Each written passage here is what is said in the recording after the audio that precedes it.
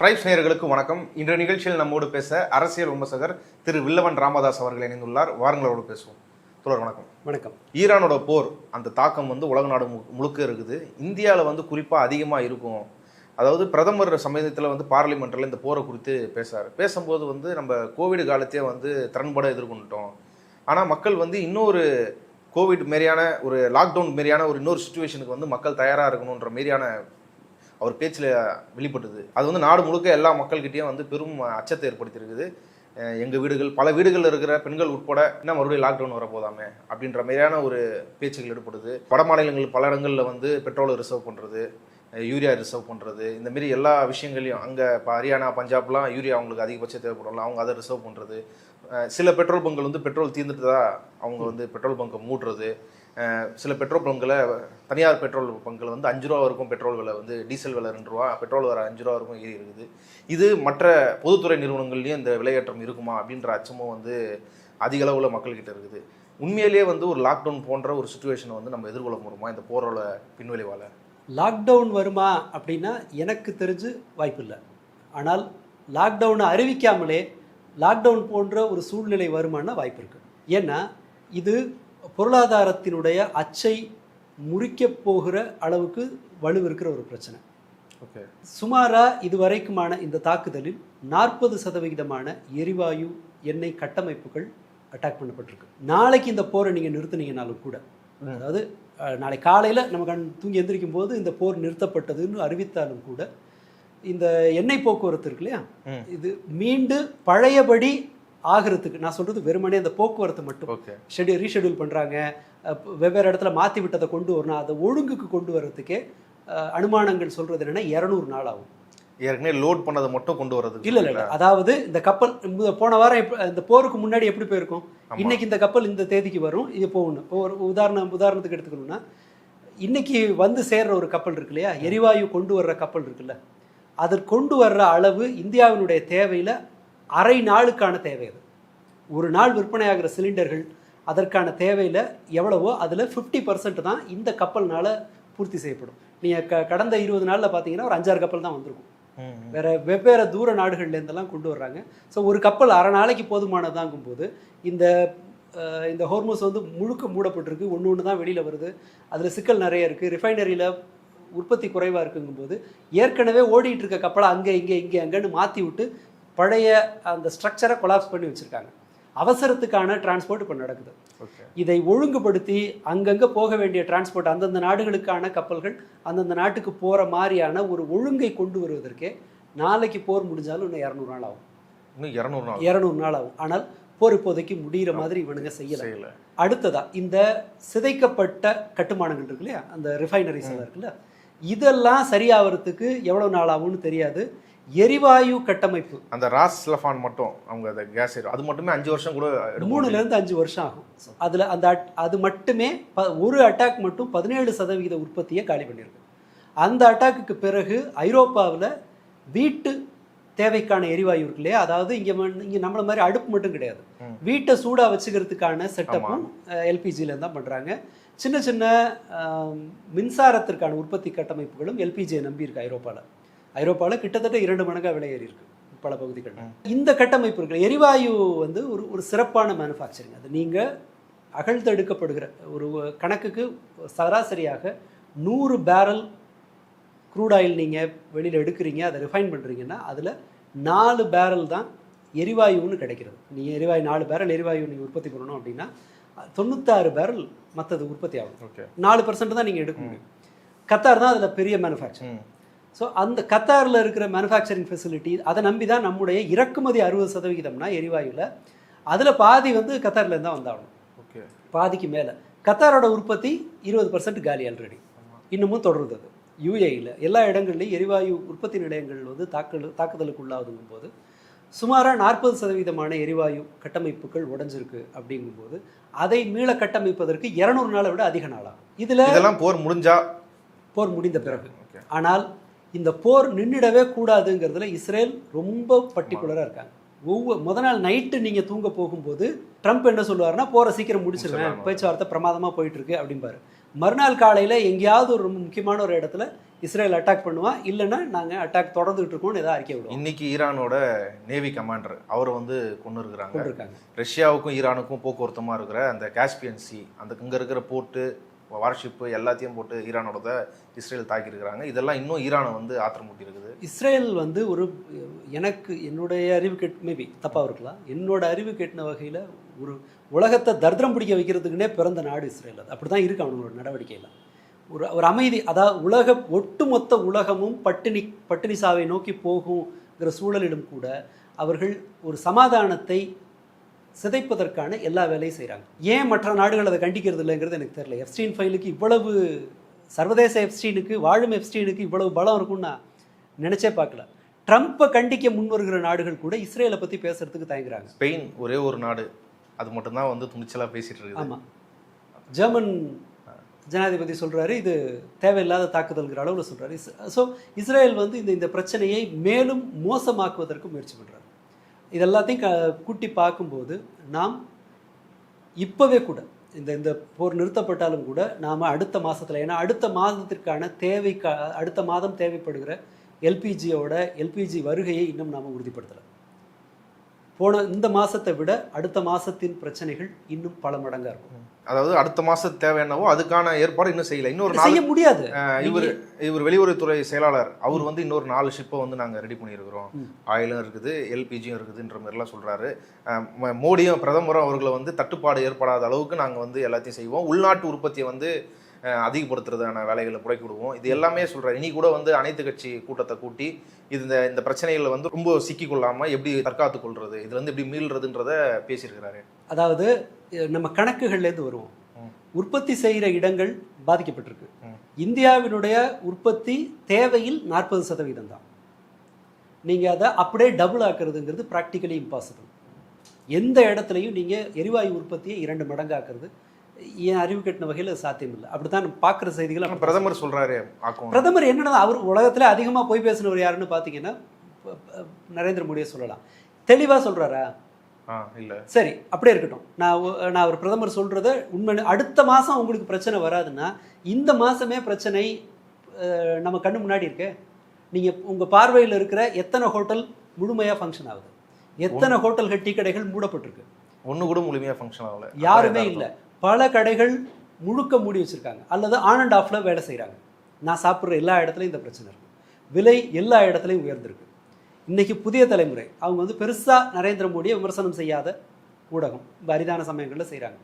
அதில் வர்ற செய்தியிலேயே கடைக்காரங்கள்லாம் தெளிவாக சொல்கிறாங்க, 2000 ரூபாய்க்கு கீழே இருந்த சிலிண்டரை 5000 ரூபா, 5500 ரூபா பிளாக்ல வாங்குகிறோம், அதுவும் 5 கிடைச்ச இடத்துல 1 தான் கிடைக்குது. இப்போதே இண்டஸ்ட்ரீஸ்க்கு சப்ளை கிடையாது. டொமஸ்டிக் சப்ளை, அந்த சிலிண்டர் சப்ளை பல ஊர்களில் தட்டுப்பாடு இருக்குது. சொன்ன நாள்லேருந்து ஏதாவது 25 நாள் விண்டோ சொல்லியிருந்தாங்க. இன்னைக்கு புக் பண்ணிங்கன்னா அடுத்த புக்கிங் விண்டோ உங்களுக்கு 25 நாள் கழிச்சு ஓப்பன் ஆகும். அறிவிப்பு அரசாங்கத்திடமிருந்து எந்த அறிவிப்பும் இல்லை. அந்த 25 நாள் 35 நாள் ஆயிருக்கு. ரூரலுக்கு என்ன பண்ண போகிறாங்க நமக்கு தெரியாது. அடுத்து அதை செய்வாங்க. மார்ச் 10ஆம் தேதி இந்த நெருக்கடியை நாம் சந்தித்தோம். எதிர்பார்க்கல அப்படின்னாலும் கூட நிலைமை சீரடையுதுன்னா 10ஆம் தேதியை விட இன்றைக்கு நிலைமை மேம்பட்டுருக்கணும். மேம்பட்டுருக்கா?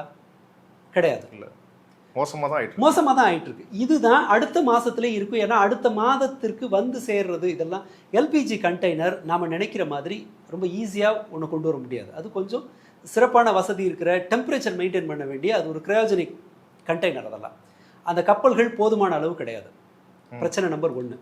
அந்த இப்போ எல்லாருக்குமே அந்த மாதிரி கப்பல்கள் தேவைப்படும். எல்லாருக்கும் தேவைப்படும். அவ்வளோ பேருக்கு. ஐரோப்பாவுக்கு வந்து நம்மளுக்காவது அடுப்பு, ஐரோப்பாவுக்கு வீட்டில் இருக்கிறதே அவனுக்கு அது அந்த எல்பிஜி தேவைப்படும். எரிவாயு மின்சார உற்பத்திக்கு அவங்களுக்கு தேவைப்படும். திடீர்னு நீங்கள் உங்களுடைய இடுபொருட்களை மாற்ற முடியாது.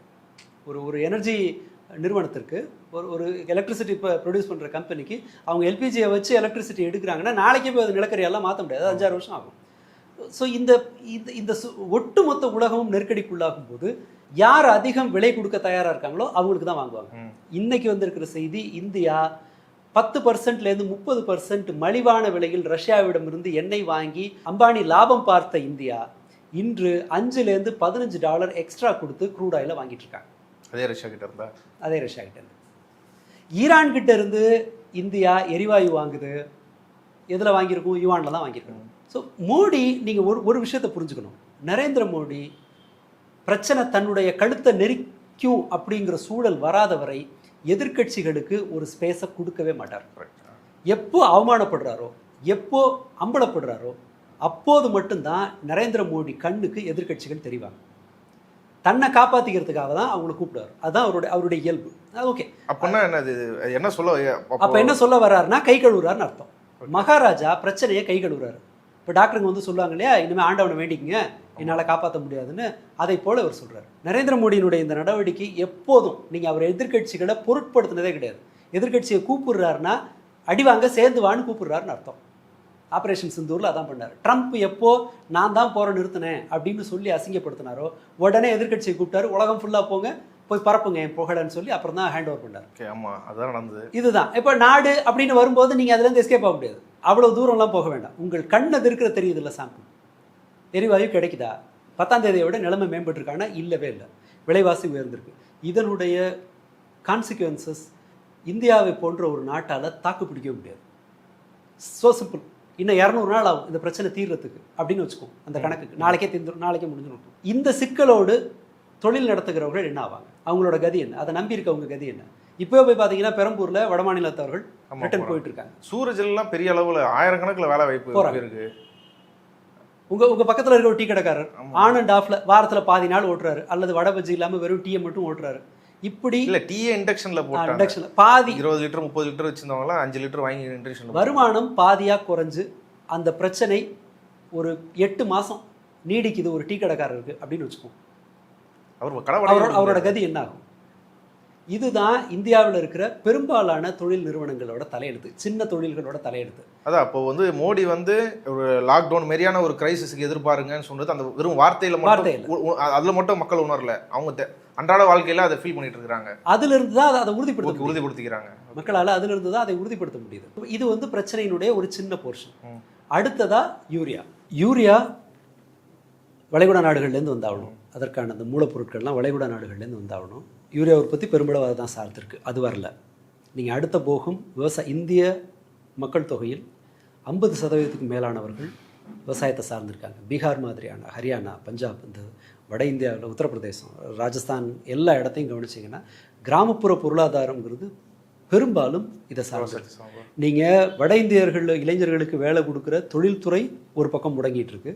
வட இந்தியர்கள் உயிரோடு இருக்கிறதுக்கு அவங்களுக்கு ஃபீட் பண்ணிட்டு இருக்கிற விவசாயத்துறைக்கான சப்ளை யூரியா பெரிய நெருக்கடியில் இருக்கு. சராசரி ஆண்டுக்கு வந்து 40 மில்லியன் டன் வந்து யூரியா இந்தியாவுக்கு தேவைப்படுறதா. இப்போ வெறும் 6.5 மில்லியன் டன் தான் வந்து கையிருப்பு இருக்குது. ஜூன் டு செப்டம்பர் தான் வந்து முக்கியமான காலகட்டம். அதிகமாக யூரியா தேவைப்படும். அதுக்கு போதுமானது இல்லைன்றது தான் இப்போ அரசாங்கமே சொல்லியிருக்கு. இனிமேல் நீங்கள் கொண்டு வந்தாலும் கூட தேவையை மீட் பண்ண முடியுமா அப்படிங்கிறதும் சீனா ஏற்றுமதியை நிறுத்தி வச்சுருக்காங்க. நீங்கள் அதுக்கு மாற்று ஏற்பாடு செய்வதற்கான அவகாசம் உங்ககிட்ட இல்லை. அதை விட முக்கியம் பணம். அதற்கு கூடுதல் விலை கொடுக்கணும்.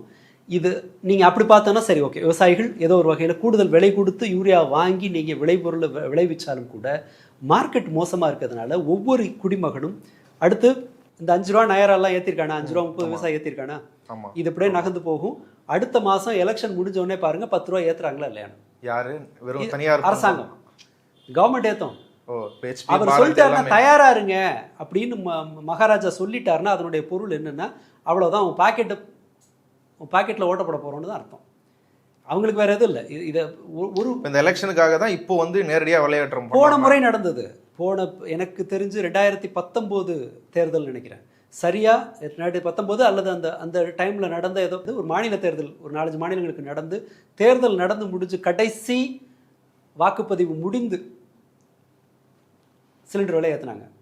ஆமாம், டீசல் விலை ஏற்றினாங்கன்னு நினைக்கிறேன். எனக்கு சிலிண்டர் விலை ஏற்றினது ஞாபகம் இருக்குது. அன்றைக்கி சாயங்காலமே, மறுநாள் காலையில் போனீங்கன்னா விலை ஏறி இருந்துச்சு. ஸோ இவர்கள் வந்து இந்த விலையை கட்டாயமாக சிலிண்டர் விலையும் பெட்ரோல் விலையும் ஏற்றுவாங்க. எவ்வளோ இருக்கும் பெட்ரோல் விலையும் டீசல் விலையும் ஏறும் அப்படி எதுனா எதிர்பார்க்க தெரியல. அது நீங்கள் $60 இருந்தபோது இந்தியா 100 ரூபாய்க்கு விற்றாங்க. அதில் ஒரு 30 ரூபாயாவது லாபம்ன்ற அளவில் இருந்திருக்கலாம். இப்போ உற்பத்தி செலவே 110 ரூபாய்க்கு மேலே போயிடுச்சு இன்னைய க்ரூட் ஆயில் விலைக்கு. இவங்க வேற எக்ஸ்ட்ரா பணம் வாங்குறது மட்டுமே இல்லை, அதாவது அந்த மேனுஃபேக்சரிங் எல்லாத்தையும் சேர்த்து 100லேருந்து 110லேருந்து 115 ரூபா உற்பத்தி விலையே ஆகும்போது 30 ரூபா லாபம் பார்த்த கம்பெனியோ அரசாங்கமோ சும்மா இருப்பாங்களா? அவர்கள் கணக்கு தெரிஞ்சு இன்னொரு 10 ரூபாயாவது ஏற்றுவாங்கங்கிறது தான் நம்ம அனுமானம். சிலிண்டர் விலை 1200 தான் 900 ரூபாய்க்கு கொண்டு வந்தாங்க தேர்தல் தோல்விக்கு பிறகு. இப்போ அதையும் ஏற்றுவாங்க, வேறு வழி கிடையாது. விலை நிறைய கொடுத்துட்ருக்கோம் இல்லையா வெளியில் முழுக்க. இறக்குமதிக்கான விலை அதிகமாகவும் ஏற்றுமதி குறையும். கூடுதலாக இந்த நேரத்தை பயன்படுத்தி சீனா இந்தியாவினுடைய ஏற்றுமதியை ஆப்பிக்கிறதுக்கான சில வேலையெல்லாம் ஆரம்பிச்சிருக்க மாதிரி தெரியுது. இந்தியாவினுடைய பாஸ்மதி ரைஸ் எக்ஸ்போர்ட், முக்கியமான எக்ஸ்போர்ட், 3 கப்பல் பாஸ்மதி ரைஸ் எக்ஸ்போர்ட் நிப்பாட்டி வச்சுருக்காங்க. எடுத்துக்க முடியாது அப்படின்னு சொல்லி கஸ்டம்ஸில் ஹால்ட் பண்ணி வச்சுருக்காங்க. ஏன்னா நான் GMO சர்டிஃபிகேட்டை கொடுன்னு கேட்குறாங்க. அப்படின்னா அதாவது மரபணு மாற்றப்பட்ட அரிசி இது இல்லை அப்படிங்கிற சர்டிஃபிகேட் வேணும்னு கப்பலை நிறுத்தி வச்சுருக்காங்க. இது என்னென்னா டைம் பார்த்து அடிக்கிற ஒரு வேலை. நீங்கள் வீக்காக இருக்கிற டைமில் உங்களை அடிப்பதற்கான ஒரு வேலை அது. அதே போல் வேறு சில தெற்காசிய வர்த்தகம் தொடர்பான சில எதிர்கால திட்டங்களில் இந்தியாவை எக்ஸ்க்ளூட் பண்ணியிருக்கு. எனக்கு அது சரியாக அதனுடைய டீட்டெயில்ஸ் எனக்கு புரியல. ஆனால் என்னென்னா தெற்காசியாவிற்கான அவர்களுடைய வர்த்தக நடவடிக்கை 200 பில்லியன் டாலர் மதிப்பிலான வர்த்தக நடவடிக்கைகள் அந்த பட்டியலில் இந்தியாவோட பேரை சேர்க்கலை. சீனா சைட்லைன் பண்ணுறான். கூடுதலாக பாகிஸ்தானோட வெயிட்டேஜ் ஏறிட்டு இருக்கு. இந்தியாவை பொருட்படுத்த ஆள் இல்லை. இதுக்கெல்லாம் காரணம் வந்து அமெரிக்காவுக்கு ஆதரவான ஸ்டாண்ட் இந்தியா எடுக்கிறது அப்படின்னு இல்லை. ஒரு இந்தியா இந்த இடத்துல தன்னுடைய பவரை காட்டுறதுக்கான எல்லா அடிப்படைகளையும் இழந்து விட்டுருது இவங்களால. இஸ்ரேலோட சகவாசம், அமெரிக்காவுக்கு சரண்டர் ஆனது, இதெல்லாமே சேர்த்து இது ஒன்றும் பொருட்படுத்தத்தக்க ஒரு நாடு இல்லைங்கிற ஸ்டேஜுக்கு ஒரு 11 வருஷத்தில் கொண்டு வந்து மோடி நிப்பாட்டியிருக்காரு. இதுதான் இந்த ஒரு யதார்த்தம். நீங்கள் இதனுடைய நம்ம டேமேஜ் ஆரம்பிச்சு இங்கே வந்துட்டோம்னு நினைக்கிறேன்.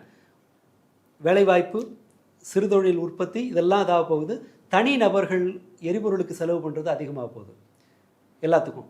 அப்போ என்ன பண்ணுவாங்கன்னா வாங்குறத குறைப்பாங்க. வாங்குறத குறைச்சா என்ன ஆகும்? இப்போ அரிசி பருப்புலேருந்து காய்கறிலேருந்து எல்லாத்தையும் மக்கள் வாங்குறத குறைக்கிறாங்க. குறைவான உணவு, குறைவான மற்ற தேவைகள் பண்ணுறாங்கன்னா இது மறுபடியும் ஏற்கனவே யூரியாவுக்கு நிறைய விலை கொடுத்த ஒரு விவசாயி விற்பனையும் சரியும் போது என்னாகும்? இதில் இன்னொன்று இருக்குது. அமெரிக்காக்காரன் எனக்கு பணம் பத்தலை, ஒழுங்கு மரியாதை என் சோளத்தை வாங்கு, சோயாபீன்ஸை வாங்கணுன்னா மேற்கொண்டு நாம் விவசாயிகளை பலி கொடுக்குற மாதிரி இருக்கும். நீங்கள் சுற்றி பார்த்து, அதாவது ஈரான் இதை விட இந்த போரில் பல மடங்கு அதிகம் ஒரு லாபமும் இல்லாமல் வெறுமனே இழப்பை மட்டும் எதிர்கொள்ள போவது இந்தியா தான். ஏன்னா அமெரிக்காவுக்கு ஒரு லாபம் இருக்குது. அவர்களுக்கு டெய்லி $2 பில்லியன் நஷ்டம் போர்னால. ஆனால் நாளைக்கு இராணுவ ஒப்பந்தம் போட்டு ஆயுத ஒப்பந்தங்கள் போட்டு விற்கலாம். இந்தியா இப்போ இன்றைக்கி வாங்குது $300 கோடி நினைக்கிறேன். 300 கோடி ரூபாய்க்கு நம்ம பீரங்கி குண்டு வாங்குறாங்க அமெரிக்காவிலேருந்து. இன்றைக்கி ஒப்பந்தம் போட்டிருக்காங்க. அமெரிக்காவுக்கு அந்த மாதிரி ஒரு விற்பனை வரும்போது இஸ்ரேலுக்கு அதே போல் ஆயுத விற்பனை அல்லது அங்கே இருக்கிற வேறு பைப்லைன் வழியாக அவங்களோட துறைமுகத்து வழியாக பைப்லைனை போட்டு பெட்ரோலை கொண்டு வாங்குறான். இதை மாதிரியான இஸ்ரேலுக்கு ஒரு வகையான லாபங்கள் இருக்குது. ஈரானுக்கு ஒரு லாபம் இருக்குது. அவர்கள் தங்களோட நாட்டில் இருக்க எதிர்ப்பை கொஞ்சம் மட்டுப்படுத்தியிருப்பாங்க. சர்வதேச அளவில் தங்களோட ஸ்டேட்டஸ் அவங்க இன்க்ரீஸ் பண்ணியிருக்காங்க. ஒரு ஸ்ட்ரைட் ஆஃப் ஹார்மோஸே வந்து கொண்டு வர்றாங்க. இன்னொன்று வெறுமனே இஸ்லாமியர்களினுடைய சிம்பத்தியை மட்டும் இல்லை, உலகளாவிய அளவில் நீங்கள் எடுத்து பாருங்கள். ஈரான் ஜெயிக்குதுன்னு தம்ப்நெயில் போட்டிங்கன்னா தான் வீடியோ ஓடும். இஸ்ரேல் ஜெயிக்குதுன்ற செய்தியை கூட ஈரான் ஜெயிக்குதுன்னு சொல்லி தான் போடுறாங்க. என் பேஜ்லலாம், ஃபேஸ்புக் பேஜ்லலாம் ஐயோ பாவம் இஸ்ரேலை பாருங்க அப்படின்னு சொல்லி அந்த பேஜெல்லாம் ப்ரமோட் ஆகி உள்ளே வந்துட்டுருக்கு. உலகளாவிய அளவில் மக்களோட மதிப்பை ஈரான் பெறுது. கணக்கு போட்டு பார்த்தீங்கன்னா பாகிஸ்தான் பிக்கஸ்ட் பெனிஃபிஷரி. அவன் எல்லாருக்கும் ஃப்ரெண்டாக இருக்கான். சைனாவுக்கு ஃப்ரெண்டாக இருக்கிறான், ரஷ்யாவுக்கு அவன் தான் ஃப்ரெண்டாக இருக்கான், சவுதிக்கு அவன் ஃப்ரெண்டாக இருக்கிறான், ஈரானுக்கு ஃப்ரெண்டாக இருக்கான். இந்த நெகோசியேஷனை அவங்க தலைமையில் இஸ்லாமாபாத்தில் நடத்துகிறாங்க. ரஷ்யா ஒரு நாளைக்கு $150 மில்லியன் எக்ஸ்ட்ரா சம்பாதிக்கிறாங்க. சீனா சொல்லவே வேண்டாம். அமெரிக்கா ஒவ்வொரு படி சறுக்கும் போதும் சீனா 2 படி மேலே ஏறும். அந்த பாட்ஷா படத்து அந்த எஸ்கலேட்டர் சீனை நீங்கள் ஞாபகம் வச்சுக்கலாம். இவங்க இறங்கும்போது அவங்க ஏறுறது கணக்கு போட்டு பார்த்தீங்கன்னா பெரும்பாலான முக்கியமான நாடுகள் அவங்க வந்து சம்பாதிக்கிறாங்க. மற்ற கல்ஃப் நாடுகள் நீங்கள் சொல்ல வேணாம். பெட்ரோலுக்கு டிமாண்ட் இருந்துச்சுன்னா அவங்க விலையேற்றி விற்க போகிறாங்க. இந்தியா தான் தொட்ட எல்லா இடத்திலும் இதனால் சரிவை சந்திக்க போகிறதும் பிரச்சனையை எதிர்கொள்ள போகிறதும் நாம தான். ஆனால் இது குறித்த தயார் நிலை இந்த ஹீட்டை சென்ஸ் பண்ணுறார் மோடி. அதனால தான் மக்கள்கிட்ட ஜாக்கிரதையா இருங்க, இது இன்னொரு கொரோனா, பொழைச்சவன் வா பேசிக்கலாம் அப்படிங்கிற ஸ்டேஜுக்கு போயிட்டாரு. விலையும் ஏறும், எல்லா பொருளையும் தட்டுப்பாடும் வரும். விலை ஏறும்னா இறக்குமதி பண்ணுற பொருளோட விலை ஏறும். சரியா? விவசாய பொருட்களோட விலை குறையும். ஏன்னா வாங்க ஆள் இருக்காது. அதைத்தான் குறைப்பாங்க மக்கள். நீங்கள் உங்களோட டிரான்ஸ்போர்ட்டை குறைக்க முடியாது, உங்களோட தொழிலோட சம்மந்தப்பட்டது. நீங்கள் வண்டிக்கு போடுற பெட்ரோலை வாங்கி தான் ஆகணும், மருந்தை வாங்கி தான் ஆகணும், தவிர்க்க முடியாது. இதே போல் சில ரொம்ப அவசியமான பொருட்களை வாங்கி தான் ஆகணும், வேறு வழி இல்லைங்கிற பட்சத்தில். அப்படி இருக்கும்போது மக்கள் சாப்பாட்டை தான் குறைப்பாங்க, என்டர்டெயின்மெண்ட்டை குறைப்பாங்க. இப்போ அடுத்தது இன்னொரு பெரிய பிரச்சனை, சம்மர் சீசன் தான் சுற்றுலா தலங்கள் தங்களுடைய ஒரு வருஷத்துக்கு வேண்டிய முக்கியமான வருமானத்தை பெறுவது ஏப்ரல் மே 2 மாதம் தான். ஆனால் இந்த கேஸ் சிலிண்டர் பிரச்சனை முதல்ல அடிச்சிருக்கிறது ஹாஸ்பிட்டாலிட்டி இண்டஸ்ட்ரி. எப்படி? கேரளா டூரிஸ்ட் எல்லாம் எங்கே வருவாங்க, சமைக்கிட்ட போய் அங்கே போய் சமைக்க போகிறாங்க. ஹோட்டல் நம்பி வர்றவங்க இருக்காங்க இல்லையா, ஹோட்டல் இருக்குங்கிற இது இருந்தால் தான், உறுதி இருந்தால் தான் வருவான். இப்போ ஃபியூல் ப்ரைஸ் எல்லாம் ஏறுது அப்படிங்கிறது அடுத்தது. இப்போ ஹோட்டல் இண்டஸ்ட்ரி அடி வாங்குறதுனால ஊட்டி, கொடைக்கானல், கேரளா இங்கே எல்லா இடத்துலையும் டூரிஸ்ட்டுங்க வந்து போக மாட்டாங்க. அண்ட் ஒரு கிரைசிஸ் இருக்குங்கும்போது செலவு ஜாஸ்தியாகும், வருமானம் குறையுங்கும்போது முதல்ல டூர் போகிற வேலையை நிப்பாட்டுவாங்க, என்டர்டெயின்மெண்ட்டுக்கான வேலையை வந்து நிப்பாட்டுவாங்க. இவர்கள் சம்மரில் இந்த இடத்துல மாட்டிகிட்டு இருக்காங்க. அவங்க இந்த சம்மரில் சம்பாரிச்சிங்கன்னா தான் அடுத்த ஒரு 5-6 மாதத்துக்கான தேவை, அது இழப்பை அது ஈடுகட்டும். அவங்க இழக்க போகிறாங்க. ஏதாவது மாற்றிட்டு இருக்கா, பதிலீடு அது செய்கிறதுக்கு ஏதாவது வழி இருக்கான்னா கிடையாது. மருந்துலேருந்து, யூரியாலேருந்து, பிளாஸ்டிக் பொருள்லேருந்து, எலக்ட்ரானிக்ஸ்லேருந்து, ஹீலியம் கத்தார் தான் பிகஸ்ட் சப்ளையர். ஹீலியம் இன்னும் போகல, கொரியா மாதிரியான நாடுகளுக்கு போகணும். ஹீலியம் போனால் தான் எலக்ட்ரானிக் எக்யூப்மெண்ட்ஸ் எல்லாம் செய்கிறதுக்கு முடியும். அது இல்லை. மூலப்பொருட்கள் விலை உயர்றதுனால ஏசி, வீட்டு உபயோகப் பொருட்கள் எல்லாத்தோட விலையும் அடுத்து ஏறப்போகுது. குறிப்பாக மருத்துவ செலவுகளும் வந்து அதிகரிக்கும் அப்படின்னு சொல்லப்படுது. அது மருத்துவத்துறையில் எந்த அளவுக்கு பாதிப்பு ஏற்படுத்தும்? இல்லை இதே தான் அங்கேயும். நீங்கள் இங்கே என்ன எல்லாமே ஒரு பொருள் பல்வேறு இடங்களில் உற்பத்தி ஆகி பல்வேறு காம்போனன்ட்ஸ் சேர்ந்து ஒன்று வருது, ஒரு சர்வீஸோ ஒரு பொருளோ வருதுன்னு வச்சுக்கோங்களேன். அதனுடைய விலையில் எரிபொருள் விலை தான் முக்கியமானது. எரிபொருள் தட்டுப்பாடு வருது அப்படிங்கும்போது அது எல்லா பொருளோட விலையும் ஏற்றும். அடுத்த மாதத்துலேருந்து அரசாங்கம் அனுமதி கொடுத்துருக்கு முக்கியமான மருந்து பொருட்களுக்கு விலை ஏற்றிக்கணும்னு சொல்லி. ஆமாம். இப்போ ஏன்னா இப்போ கோவிட் டைமில் வந்து இந்த க்ளவுஸு, டாக்டருக்கு போடுற சர்ஜன் சம்மந்தமான பொருட்கள் இதெல்லாம் ஷார்ட்டேஜ், ரொம்ப அதிகமான பேஷண்ட்ஸ் அட்டென்ட் பண்ணுறது, அதிகமாக அதை யூஸ் பண்ணணும்னு தேவைப்படும் போது ஷார்ட்டேஜ் வரும்போது அதெல்லாம் பில்லில் எழுதி போட்டாங்க, அதுக்கான காஸ்ட் எல்லாம் பில்லில் போட்டாங்க. இப்போ இதெல்லாம் வர்றதும் நிப்பாட்டுறது, இதுக்கான மூலப்பொருள் வர்றதும் வந்து குறையுதுன்ற போது இங்கே உற்பத்தி பண்ணுறதும் கஷ்டம், கொண்டு வரதும் கஷ்டம். ஷார்ட்டேஜ் ஆகும்போது அந்த பில் எல்லாமும் அப்படி எல்லா பெரும்பாலானது நம்ம இறக்குமதி தான் பண்ணுறோம். மருந்து மாத்திரை இங்கே செய்யலாம், ஆனால் மருந்துக்கான மூலப்பொருட்கள் சீனாலேருந்து தான் பெரும்பாலும் வருது. கருவிகள் நம்ம இம்போர்ட் பண்ணுறோம், நிறைய இம்போர்ட் பண்ணுறோம். இது எல்லாம் டிலே ஆக ஆக, டிரான்ஸ்போர்ட் சார்ஜ் அதிகமாக ஆக நமக்கு வந்து விலை இந்த பக்கம் ஏறிட்டே தான் இருக்கும். அப்படி கணக்கு போட்டு பார்த்தீங்கன்னா மருத்துவ பொருட்கள் கணக்கு நம்ம சொல்ல முடியாது. இது எல்லாமே நீங்கள் இதில் விலை குறைய போகிறது அப்படின்னு சொன்னால் வாங்க ஆள் இல்லாமல் சீக்கிரம் வீணாக போகிற பொருட்கள் விலை குறையும். உற்பத்தியை குறைக்க முடியாத இடத்துல விலை குறையும். இப்போ கிரைண்டர் கம்பெனிக்காரன் அடுத்த மாதம், இந்த மாதம் 100 கிரைண்டர் விற்கலைன்னா அடுத்த மாதம் 100 ப்ரொடக்ஷனை குறைக்கலாம். ஒரு விவசாயி அதை செய்ய முடியாது. நீங்கள் 1 ஏக்கர் தரிசாக போட்டு 1 ஏக்கரில் விவசாயம் பண்ணுவீங்களா? முடியாது. அதை நீங்கள் 1 ஏக்கரில் விவசாயம் பண்ணிங்கன்னா உங்களுக்கு நஷ்டமாகும். ஸோ இந்த எல்லாத்தையும் கன்சாலிடேட் பண்ணி பார்க்கும்போது இந்த நெருக்கடி நாம் நினைப்பதை விட ரொம்ப மோசமாக இருக்கும். ரொம்ப கடினமான ஒரு காலத்தை நாம் எதிர்நோக்கி காத்துட்ருக்கோம். அண்ட் ரிப்பேர் பண்ணுறதுக்கு உண்டான காலத்தை தாண்டி இந்த போர் போயிட்டுருக்கு. இதிலிருந்து தான் நாம் புரிஞ்சுக்கிற மாதிரி இருக்கும். எது ஒன்றும் சேஃபாக பரவாயில்ல அப்படின்னு சொல்கிற மாதிரி எந்த சூழலும் இல்லை. அண்ட் ஏர் பெட்ரோல் விலை ஏறும், விமான கட்டணம் உயரப்போகுது. அதே போல் வளைகுடா நாடுகளில் இருக்கிற இந்தியர் வேலை பார்க்குற 1 கோடி இந்தியர்கள் வேலை பார்க்குறாங்க. வளைகுடா நாடுகளோட இன்ஃப்ராஸ்ட்ரக்சரில், அந்த ரிஃபைனரி இன்ஃப்ராவில் 40% சேதமடைஞ்சிருக்குங்கும் போது அதை ஈடுகட்டுற செலவை காம்பன்சேட் பண்ணுறதுக்காக சம்பளத்தை குறைப்பாங்க. இந்தியாவோட ரெமிட்டன்ஸ் 35% அங்கேருந்து தான் வருது. 100 ரூபா அந்நிய செலாவணி வருதுன்னா 35 ரூபாய், அதாவது வேலை செய்கிறவங்கலேருந்து அந்நிய செலாவணி கிட்டத்தட்ட 11 லட்சம் கோடி ரூபாய் போன வருஷம். அதில் பாதி கொஞ்சம் கம்மியாக வளைகுடா நாடுகள்லேருந்து வருது. அவர்களுடைய ஊதியம் குறையும். ஏற்கனவே 3 லட்சத்துக்கு மேற்பட்டவர்கள் நாடு திருப்பியிருக்காங்க இந்தியா சொல்கிற கணக்குப்படி. யோசிச்சு பாருங்கள். ஒரு மல்டி டைமென்ஷனல் அட்டாக், எல்லா தரப்பிலிருந்தும் அடி வாங்குற ஒரு சூழலுக்கு நாம் வந்திருக்கோம். வேலையின்மை அது எந்த அளவுக்கு இதில் வந்து உருவாக இருக்கும். அதேமாரி ஹாஸ்டலில் தங்கி படிக்கிற பசங்க, அவங்கெல்லாம் ஹாஸ்டலில் வெக்கேட் பண்ண சொல்கிறது வருது. ஃபேக்ட்ரிஸ் வெளியூர்லேருந்து வந்து ஃபேக்ட்ரியில் அங்கே தங்க வச்சு வேலை செய்ய வைப்பாங்களே, அவங்களுக்கு சாப்பாடு போடுறது, மெஸ் நடத்துறது கஷ்டன்றதுனால அவங்கள வந்து வீடுகளுக்கு அனுப்புறது, இப்படின்றான வேலைகளை ஒர்க் ஃப்ரம் ஹோம் வந்து மறுபடியும் தொடங்குது. இதெல்லாம் இயல்பு வாழ்க்கை. அதாவது அதான் நீங்கள் சொன்னீங்கல்ல, லாக்டவுன் அறிவிக்காட்டியும் ஆனால் அப்படி எல்லா இடத்துலையும் ஒரு ரெஸ்ட்ரிக்ஷனோடு இருக்குதுல்ல. ஆமாம். அது சில பேர் வீட்டில் உட்காந்து வேலை செய்ய முடியும், ஃபேக்ட்ரியில் இருக்கிறவங்க வீட்டில் போய் வேலை செய்ய முடியாது. அப்புறம் உங்களுக்கு வேலை இழப்பு தான் ஏற்படும், கல்வி அது தடை ஏற்படும். எந்த அளவுக்கு போகும் இதெல்லாம்? எந்த அளவுக்கு போகும்னா அதை வந்து சரியாக இந்தியாவில் வந்து தரவுகள் எப்போதுமே அக்யூரேட்டாக இருக்காது. வேணும்னே அதுவும் மோடி வந்த பிறகு யாருக்கும் அவங்க நினைக்கிற தகவலை தவிர வேறு எதுவும் மக்களுக்கு போயிடக்கூடாது அப்படிங்கிறது அவங்களோட விருப்பம். அதனால் இதனுடைய இழப்பை மதிப்பிடுவது. இன்னொன்று, இந்தியாவினுடைய வடிவம் இருக்கு இல்லையா, அது பெரும்பாலும் நீங்கள் மாத சம்பளம் வாங்குறவங்களே 30% கீழே. இந்தியாவில் மாதம் சம்பளம் வாங்குறவங்களோட எண்ணிக்கையே 130 பேர் கூட கிடையாது. அதுலேயும் 3 மாதத்துக்கு மேலே நீங்கள் வேலையில் இருந்தீங்கன்னா, உங்களுக்கு வேலை இருக்குனாலே உங்களை வேலை உள்ளவர்னு தான் அரசாங்கம் கன்சிடர் பண்ணும். இதனுடைய டேமேஜை வந்து அரித்மேட்டிக்கலாக சொல்கிறது ரொம்ப கஷ்டம். ஓகே. ஆனால் என்னுடைய அசம்ஷன் விலை உயர்வுங்கிறது ஒரு 15-20% இருக்கலாம். வருமான இழப்புங்கிறதும் அதுக்கு ஈக்குவலாக இருக்கலாம். நாம் கிட்டத்தட்ட ஒரு 30% இழப்புக்கு தயாராக வேண்டியிருக்குங்கிறது தான் மதிப்பீடு. ஆனால் இதுக்கு நமக்கு டேட்டா எதுவும் கிடையாது. கணக்கு போட்டு பார்க்குற போது இந்த அளவுக்காவது போகுங்கிறது தான் நம்முடைய மதிப்பீடு. அதற்கு தகுந்த மாதிரியான வேலை இழப்பு இருக்கும். இந்த சிறு தொழில்கள் மூடப்படும், இல்லை ஆன் அண்ட் ஆஃபாக இருப்பாங்க, பாதி நாள் வேலை இழப்பாங்க. ஊருக்கு போனவங்க திரும்ப வராமல் போகலாம். சில சமயங்களில் இந்த ஆட்கள் வேலைக்கு போனால் நீங்கள் உங்களுக்கு சிலிண்டர் கிடச்சதுனால வேலையை திரும்ப ஆரம்பிக்க முடியாது.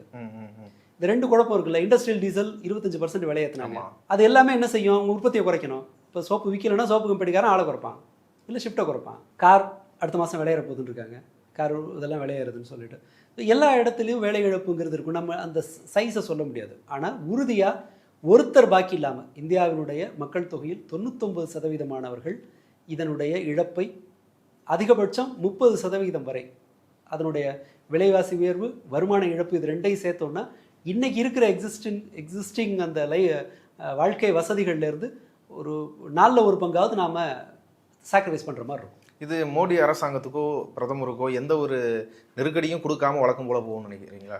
அவங்க இதுக்கு முன்னாடி கூட மோடி, நான் ஒரு விஷயம் சொல்லிடுறேன், எந்த பெரிய நெருக்கடியும் மோடியை பெரும்பாலும் பாதித்ததே கிடையாது. 1 வாரம் 2 வாரத்தில் மக்கள் வந்து நீங்கள் மார்ச் மாதம் 10ஆம் தேதி இருந்ததை விட சிலிண்டர் பிரச்சனை, கமர்ஷியல் சிலிண்டர் பிரச்சனை இன்னைக்கு அதிகம். ஆனால் கவலை, இப்போ அன்னைக்கு இருந்த அளவுக்கு கொந்தளிப்பு இங்கே இருக்கான்னு பாருங்கள். கிரவுண்டில் பழகிட்டாங்க. எல்லாத்திற்கும் இந்திய சமூகம் பழகிடுது. ஏன்னா இங்கே ஒரு கருத்தியல் ரீதியான புரிதல் இல்லைன்னா, ஐடியாலஜிக்கலாக நாம் ஸ்ட்ராங்காக இல்லைன்னா என்ன செய்வோம்னா, இது ஏதோ ஆண்டவன் தலையெடுத்து நம்ம விதி அப்படின்னு மக்கள் சகிச்சுக்கிட்டு அடுத்த பிரச்சனைக்கு போயிடுறாங்க. அல்லது இன்னொரு லாஜிக் இதுக்கு சொல்லலாம்னா, ஒரு போர் சூழலில் வாழ்கிற மாதிரியா இருக்குது இந்தியாவோட வாழ்க்கை. இயல்பாகவே பொருளாதார ரீதியாக பார்த்தீங்கன்னா கம்ப்ளீட்டாக இந்தியர்களோட வாழ்க்கை வந்து நிச்சயம் இல்லாத ஒரு வாழ்க்கை. அப்படி தான் இருக்கும். ஒரு போரில் முந்தா நாள் விழுந்த குண்டுக்காக நீங்கள் கோவப்பட மாட்டீங்க. நாளைக்கு என் தலையில் ஏதாவது விழுந்துருமான்னு இன்னைக்கு கூடாரத்தை ரெடி பண்ணுற மாதிரி தான் நீங்கள் இருப்பீங்க. ஆமாம், என்னைக்கு எப்போ வரும்னு தெரியாது. ஆண்டவன் மேலே இருந்தால் நீ இது பண்ணி பொழைச்சிக்கோ. அது இன்னொன்று ரொம்ப ரொம்ப ஈஸி டார்கெட்டை நம்ம பார்ப்போம். இப்போ கூட காங்கிரஸ் மாட்டுச்சுன்னா நம்ம எகிரி அடிக்கிறதுக்கு நம்ம தயாராக இருப்போம். பட் பிஜேபியை கண்டினியூஸாக கிரிட்டிசைஸ் பண்ணும்போது என்னடா அது சலிப்பாக இருக்குன்னு விட்டுருவோம். நமக்கு எப்போதுமே வாட்டமாக இருக்கிறவனை அடித்து தான் நமக்கு எப்போதும் பழக்கம். அஃப்கோர்ஸ் காங்கிரஸை விமர்சிக்கக்கூடாதுன்னு சொல்லலை. பட் நான் சொல்கிறது என்னென்னா, ரொம்ப இயல்பாக அந்த சோஷியல் மீடியாவில் இருக்கிற தலித் ஆக்டிவிஸ்ட்லாம் ஈஸியாக திருமாவளவனை விசிகாவை அடிப்பாங்க. ஆமாம், அது வாட்டமாக இருக்குது. அந்த சைடை வந்து பெருசாக பண்ண மாட்டாங்க, ரொம்ப கராராக கோடு போடுவாங்க. ஆமாம், அவங்களுக்கு வந்து ரொம்ப பர்ஃபெக்டாக இருக்கணும். கொஞ்சம் நகர்ந்தாலும் ஒன்று முடிச்சிருவேன்னு சொல்லிட்டு அவர் ரொம்ப கம்ஃபர்டபுளாக இருப்பாங்க. இவர் கூடாரத்தில் இருக்கிறவங்களாம் ஜெகன்மூர்த்தியோ அல்லது பிஎஸ்பியோ அவங்கள போய் கிட்ட டச் கூட பண்ண மாட்டாங்க. ஏன்னா அது எதுக்கு பிஜேபி இதை சொன்னால் பிஜேபியை சேர்த்து சொல்லணும், வேணாம் விட்டுருவோம், நமக்கு வாட்டமாக இருக்கவங்களை அடிப்போன்ற ஒரு எண்ணம் இருக்கு இல்லையா. அதுபோல் இந்தியாவோட மனோபாவமே என்னென்னா ரொம்ப ஈஸியாக இருக்க டார்கெட் அடிச்சிடுறது. இல்லை, ஆனால் இப்போ தமிழ்நாடு வந்து கொஞ்சம் முற்போக்கான மாநிலம். இங்கே ஐடியாலஜியாக மக்கள் வந்து ஈல்ட் ஆகிருக்கிறாங்க, இப்படிலாம் பேசுகிறோம். இப்போது எலெக்ஷனும் வந்து 5 மாநில தேர்தல் வந்து நடக்க இருக்குது. இந்த போர் இதில் வந்து மோடியோட நிர்வாகத்திறன் இதெல்லாம் வந்து இந்த எலெக்ஷனில் பேசு பொருளாகுமா? தமிழ்நாடு அந்த பர்ஸ்பெக்டிவ்ல இருந்து இதை பார்க்குமா? வாய்ப்பு இருக்குது. தமிழ்நாடு கேரளாவில் இது ஒர்க் அவுட் ஆக வாய்ப்பு இருக்குது. இதை மேனேஜ் பண்ணுறதுக்காக இப்போ மோடி இந்த எலெக்ஷனில் எடப்பாடிக்கு இருக்கிற ஒரு அட்வான்டேஜ் தான். இந்த வாரனால இந்தியாவில் வந்து ஒருத்தருக்கு இதனால் அனுகூலம் இருக்குன்னா அது எடப்பாடி. எப்படி? ஏன்னா கிட்டத்தட்ட தமிழ்நாடு எலெக்ஷனை டேக் ஓவர் பண்ணுற நிலைமையில் பிஜேபி இருந்துச்சு. என்டிஏ ஆட்சி, என்டிஏ முதல்வர் இப்படி தான் சொன்னாங்க. எடப்பாடி பழனிசாமி பேரையே சொல்லலை. ஓட் இதில் கூட சீட் ஷேரிங்கில் கூட இவர் அங்கே போய் டெல்லிக்கு போய் அவங்கள தாஜா பண்ணிட்டு வர்ற மாதிரி இருந்தது.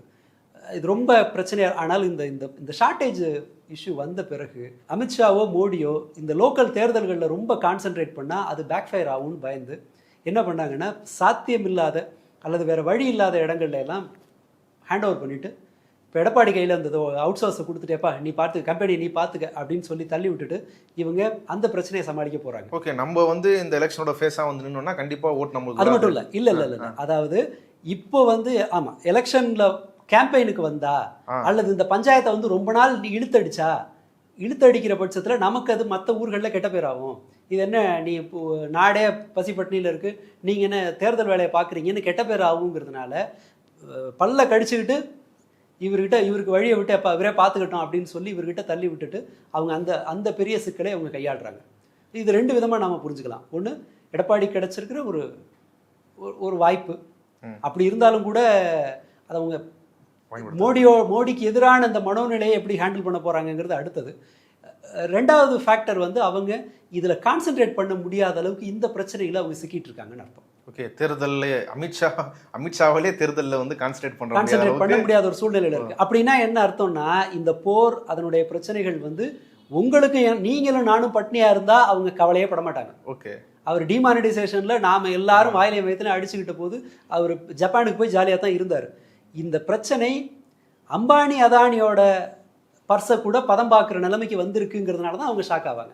அல்லது இது நம்ம கையை மீறி போகும். தினசரி போகும்னா கையை மீறி இல்லைன்னா என்ன பண்ணுவீங்க? எல்பிஜி இல்லை அடுத்த மாதம், நீங்கள் ஓகே இண்டஸ்ட்ரியல் சப்ளையை கட் பண்ணுறீங்க, வேலை இல்லாதவங்க ரோட்டுக்கு வர்றாங்க, மக்களோட சப்ளையை கட் பண்ணுறீங்க, உங்களுக்கு பரவாயில்ல தமிழ்நாட்டில் வந்து எலக்ட்ரிக் ஸ்டவ் அது மாதிரி ஒரு அடுத்த நீங்கள் இன்னொரு செட்டப்புக்கு நம்ம தயார்படுத்திக்கலாம்.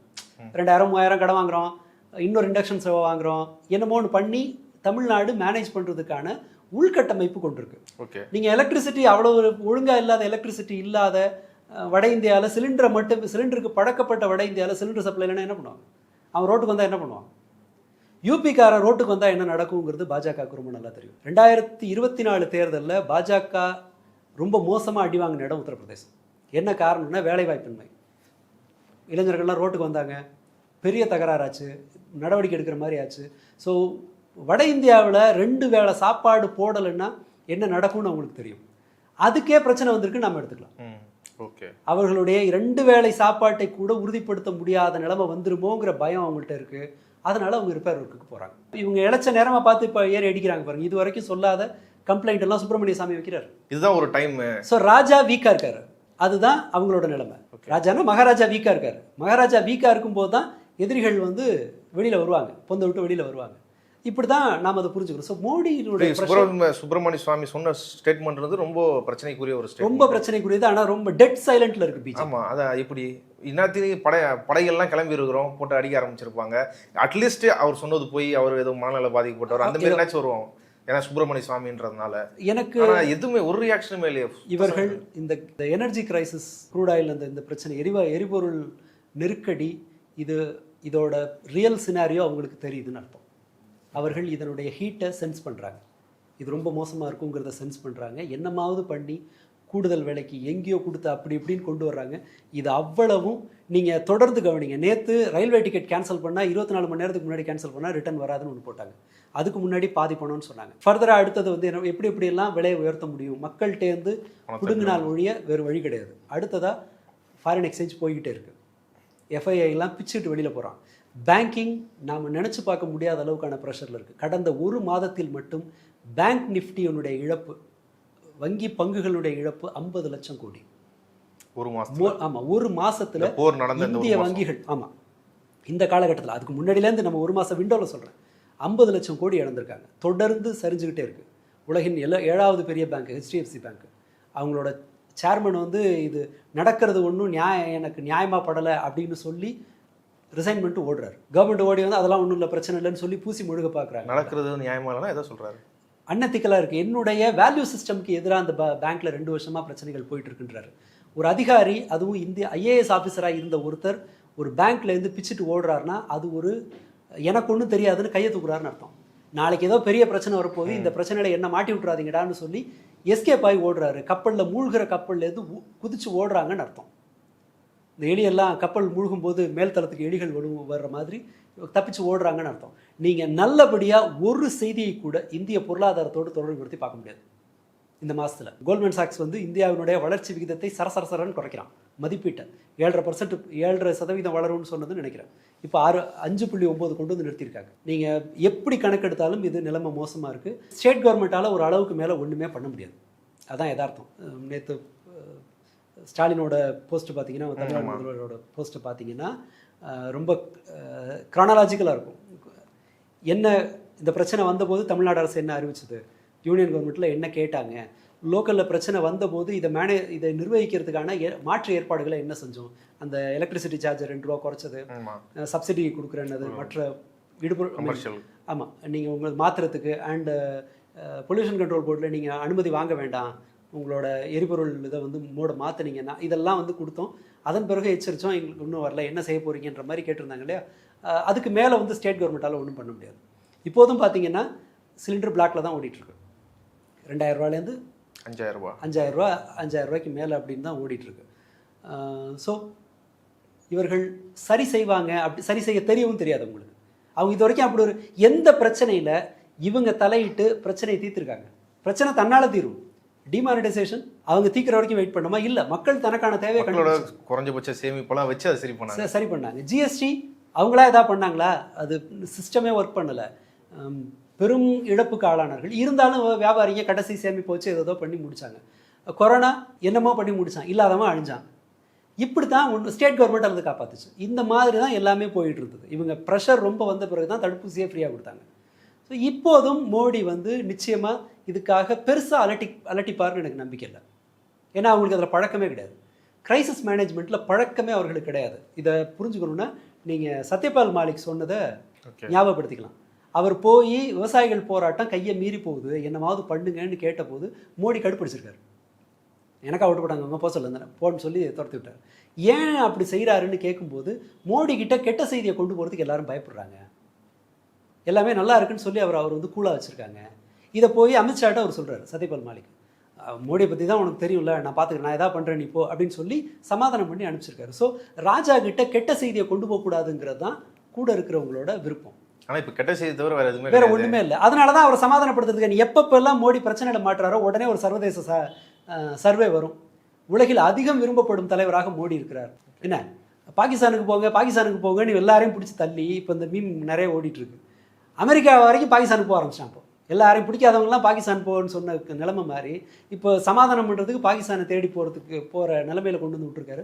இது தன்னுடைய ஸ்பேஸை, தன்னுடைய அந்த பேர வலிமையை இழக்கிறது இருக்குல்ல. ஒரு விஷயத்தில் போய் மத்தியஸ்தம் பண்ணி பஞ்சாயத்து பண்ணுற ஒரு நாடாக உருவாகிறதுங்கிறது என்னென்னா, நீங்கள் பல இடங்களில் உங்களுக்கு வேண்டியதை சாதிச்சுக்கலாம், முன்னுரிமை வாங்க முடியும். அந்த ஸ்பேஸையும் இவர்கள் இழந்து கொண்டிருக்கிறார்கள். ஏன்னா இவங்க இந்திய மக்கள் மீது அவருக்கு அபார நம்பிக்கை இருக்கும். இவங்க 4 நாளில் மறந்துடுவானுங்க. ஒரு நாள் கண்ணை கசிட்டு ஒப்பாரி வச்சா போதும், 50 நாள் டைம் கொடுங்க, இல்லாட்டி என்னை கொடுத்துங்க. 50 நாளில் ஒன்றுமே மாறலை, ஆனால் நம்ம மறந்துட்டோம். நம்ம அந்த இழப்புக்கு தயாராகிட்டோம். சிலிண்டருக்கும் அப்படி தான். 20 நாள் முன்னாடி ஐயோ சிலிண்டர் இல்லையான்னு சொன்னோம். இன்றைக்கி அந்த 5000 ரூபா சிலிண்டர் கொடுத்து வாங்குறதுக்கு பழக்கமாயிட்டோம். நீங்கள் எந்த ஹோட்டல் ஓனர்கிட்ட போய் கேளுங்களேன், சிறு ஹோட்டல் ஓனர்கிட்ட போய் கேளுங்களேன், எங்கள் இந்த மாதிரி பண்ணுறாங்களே, அப்போ மோடியை வந்து குறை சொல்ல மாட்டாங்க. 5000 ரூபா இல்லைன்னு வேணால் அவங்க கவலைப்படலாம். இந்த நம்பிக்கையை அவர் நிறைய நம்புகிறார். மக்களினுடைய இந்த இயல்பை அவர் நிறைய நம்புகிறார். அதனால் இது மக்களினுடைய விழிப்புணர்வில் இருந்து தான் ஒரு தீர்வு வர முடியும். தற்காலிகமாக என்ன செய்கிறது, இதிலிருந்து நம்ம உயிரை காப்பாற்றிக்கிறதுக்கு என்ன செய்கிறது அப்படிங்கிற அளவில் நாம் ஏதாவது யோசிக்கலாம். அப்போ மக்கள் தான் இந்த பாரத்தை சுமக்கணும், இதுக்கான சொல்யூஷனும் மக்கள் அவங்களே தருக்கணும். அல்லது ஒரு அரசியல் ரீதியான எதிர் நடவடிக்கை, ஒற்றுமை, விழிப்புணர்வு, இதெல்லாம் ஒரு 10% வந்தால் கூட சாத்தியம். எல்லாரும் சுதந்திர போராட்டத்துக்கு அன்னைக்கு இருந்த 30 கோடி பேர்மா ரோட்டுக்கு வந்தான், மிஞ்சி போனால் ஒரு 10 லட்சம் பேர் வந்திருப்பான். அந்த 10 லட்சம் பேரை ஆதரிக்கிறதுக்கு ஒரு 10 கோடி பேர் இருந்தாங்கன்னா ஒரு போராட்டம் வெற்றி அடைஞ்சிரும். இங்கே அதுக்கே நம்ம கஷ்டமாக இருக்குது. அல்லது 10 லட்சம் பேரும் வேறு இடத்துல போராடுறாங்க, ஒருங்கிணைப்பு இல்லை. இதில் ஏதோ ஒரு இடத்துல மாற்றம் வராமல் தன்னால் மாற்றம் நடக்கும், தன்னால் சரியாகும்னு நம்புறது முட்டாள்தனம். கேன்சர் தன்னால் சரியாகும்னு நினைக்கிற மாதிரி அது. ப்ரேயர் பண்ணால் கேன்சர் சரியாகும்னு நினைக்கிறது எவ்வளோ முட்டாள்தனமோ, அதே போல் போகிற நிறுத்தினா எல்லாம் சரியாயிடும், ட்ரம்ப் திருந்தினா எல்லாம் சரியாயிடும், ராமராஜ்யம் வந்தால் எல்லாம் சரியாயிடும் நினச்சா எதுவும் சரியாகாது, வேர்ஸ்ட்டாக தான். இப்போ இந்த சூழலை சமாளிக்கிறதுக்கு என்ன பண்ணுறது அப்படின்னு வேணால் மக்கள் யோசிக்கலாம், ஒரு தற்காலிகமாக. அதான் நீங்கள் சொன்னீங்க, நீ நாளைக்கு போர் முடிஞ்சாலும் 200 நாள் ஆகும் நார்மலுக்கு மாறுறதுக்குன்னு சொன்னீங்க. ஆனால் நாளைக்கு முடிகிற மாரி இல்லை. இந்த போரோட முடிவு என்னவா இருக்கும் யாராலையும் யூகிக்க முடியல. அதாவது இப்போ காம்ப்ரமைஸுக்கு போவாங்க அப்படின்னு எதிர்பார்க்கும்போது பயங்கரமான தாக்குதல் நடக்காது. இத்தனை நாள் நடந்தது போர் இல்லை, இதுக்கப்புறம் தான் உக்கிரமான போர் வரும் கூடியன்ற அபாயம்லாம் இவங்க ட்ரூப்ஸ் இறக்க போகிறேன்றாங்க யூஎஸ். இவங்க இறக்குனா அப்புறம் நாங்கள் யாரை காட்டுவோம்னு ஈரான் சொல்கிறாங்க. இது எல்லாமே வந்து பெரிய அச்சுறுத்தலாக இருக்குது. ட்ரூப்ஸை இறக்குறது ப்ராக்டிக்கலாக ரொம்ப கஷ்டம். ஒன்று செய்யலாம், ஒரு படையணியை இறக்கி ஒரு இடத்தை கைப்பற்றி கொஞ்சம் நான் ஜெயிச்சிட்டோன்னு ஒரு சீனை காட்டிட்டு அந்த இடத்துலேருந்து வெளியில் போகும். இல்லை, ஆனால் டென்ஷன் வேறல. அங்கே இப்போ கார்கைலாண்ட் ஏதோ அவங்க கைப்பற்றலாம் போதும்னு நினைக்கிறாங்க. ஆனால் அங்கே வந்துட்டா ஈரானோட ரெஸ்பான்ஸ் அது இன்னும் உக்கிரமாக இருக்கும். அது ரிட்டாலியேஷன் வந்து வெறும் அமெரிக்கா கிட்ட அந்த இடத்துல இருக்காதுல்ல, அது கல்ஃப் முழுக்க இருக்கும். ஆமாம், அதற்கு கல்ஃப் தான் அவனுக்கு பலி கொடுக்க தயாராகிட்டாங்கல்ல. அதான் அந்த போர் முடிவு தெரியல அதுல. ஆமா, இல்ல அது என்னன்னா நம்ம கணிக்க முடியாது. ஏன்னா இவங்க நம்ம நினைச்சது நம்முடைய பல அனுமானங்களை சிம்பிளா இவங்க உடைச்சிட்டு இவ்வளவு நாள் போயிருக்கு. ஒரு வாரத்துக்கு மேல இந்த போர் நடக்காது, அமெரிக்காவால் அதுக்கு மேல நடத்த முடியாதுன்னு நினைச்சோம். ஆனால் அந்த போர் நீடிக்குது. ஈரான் தலைமை அழிஞ்ச போது அவர்கள் தாக்குப்பிடிக்க முடியாதுன்னு நினைச்சோம். இப்போதும் நம்மளால ஏன் அதை கணிக்க முடியாதுன்னா ஈரானினுடைய ஏவுகணை கேப்பபிலிட்டி எவ்வளவுன்னு யாருக்குமே தெரியல. யாருக்கும் தெரியாது. அவங்க வேற எங்கெங்க வச்சிருக்காங்கன்னு தெரியல. லான்ச் பேடெல்லாம் அழிக்கிறோன்றாங்க, அது நடக்கல. இஸ்ரேல் வந்து அமெரிக்கா நினைச்சாலும் இஸ்ரேல் என்ன மாதிரி அதை இழுத்து விடுவாங்கிறது நமக்கு தெரியல. முகமது பின் சல்மான் போரை நடத்துங்கன்னு சொல்லி எங்களுக்கு சொன்னாரு அப்படின்னு சொல்லி அமெரிக்கா சொல்றான். முகமது பின் சல்மான் அடுத்த 20 நிமிஷத்துல மறுக்கிறானுங்க, நாங்கள் அப்படியெல்லாம் இல்லைன்னு. ஆனால் அவன் சொல்லியிருக்கிறதுக்கு வாய்ப்பு இருக்கு. ஏன்னா தனக்கு எதிராக பேசின ஒரு பத்திரிகையாளரை எம்பசிக்கு வர வச்சு இங்கேருந்து தனி விமானத்தில் கூலிப்படையை அனுப்பிச்சு அந்த ஆள் தோலை உரிச்சு புதைச்சி பெட்டியில் தூக்கிட்டு திரும்ப கொண்டு வந்து ஏற்றின அளவுக்கு ரொம்ப கொடூரமான வேலையெல்லாம் செஞ்ச ஒரு ஆள். துணைக்கு ட்ரம்ப் வேற, அந்த ஆள் எதை செய்வான்னு நமக்கு தெரியாது. இந்த மாதிரி தெருவுக்கு ஒரு கிறுக்கனை வச்சுட்டு நாம் வந்து போராடுற ஒரு நேரத்தில் இந்த போரை அனுமானிப்பது சிரமம். ஆனால் ஈரான் இதை எதிர்த்து ஃபைட் பண்ணும். ஈரானுக்கு சாத்தியப்பட்ட வழிகளில் எல்லாம் சீனாவும் ரஷ்யாவும் உதவி செய்யும். ஏன்னா இந்த போர் தொடரும் வரை தான் ரஷ்யாவோட ஆயில் ப்ரைஸ் வந்து அதிகமாகும். ரஷ்யாவினுடைய விற்பனை அதில் இருந்து தான் இருக்கும். அண்ட் ஈரானை பலி கொடுக்கறதுங்கிறது எதிர்காலத்தில் ரஷ்யாவினுடைய எண்ணெய் விற்பனையை சுத்தமாக முடிச்சிடலாம். ரஷ்யாட்ட எண்ணெய் வாங்காத இங்கே மட்டும் வாங்குன்னு சொல்லலாம். ஏன்னா அவன்கிட்ட வெனிசுவேலா இருக்குது, ஈரானை கைப்பற்றினாங்கன்னா ஈரானோட எண்ணெய் வரப்போகுது. ஈரானோட எண்ணெய் தான் நிறைய சார்ந்திருக்கு சீனா. ஸோ அவர்களுக்கு ஈரானை காப்பாற்ற வேண்டிய ஒரு சூழ்நிலை இருக்குது. இதெல்லாமே சேர்ந்து இதனுடைய விளைவை நம்மளால் மதிப்பிட முடியாது. நம்ம இது எப்படி போகணும்னு தெரியாது. ஆனால் நான் நம்புறது என்னென்னா கிரவுண்டு இன்வேஷனுங்கிறது நாம் நினச்சிட்டு இருக்கிற மாதிரியான இலகுவானதல்ல. ஒரு விமானத்தில் போய் தாக்குதல் நடத்திட்டு வர்றதுங்கிறது அதிகபட்சம் விமானம் கீழே விழுந்தாலும் 2 பேர் 3 பேர் 6 பேரோட போயிடும். அந்த போர் விமானம் 2 பேர் தான் இருக்க போகிறாங்க. இல்லை அதுக்கு பெட்ரோல் கொண்டு போகிற விமானம்னா ஒரு 6 பேர் அந்த மாதிரி இருக்கலாம். இந்த போர் விமானங்களில் தாக்குதல் நடத்துறதுங்கிறது இழப்பு ரொம்ப குறைவு, மனித இழப்பு. ஒரு தரைப்படை அனுப்புறது அப்படிங்கிறது வெறுமனே படை வீரர்களை அனுப்புவது அல்ல.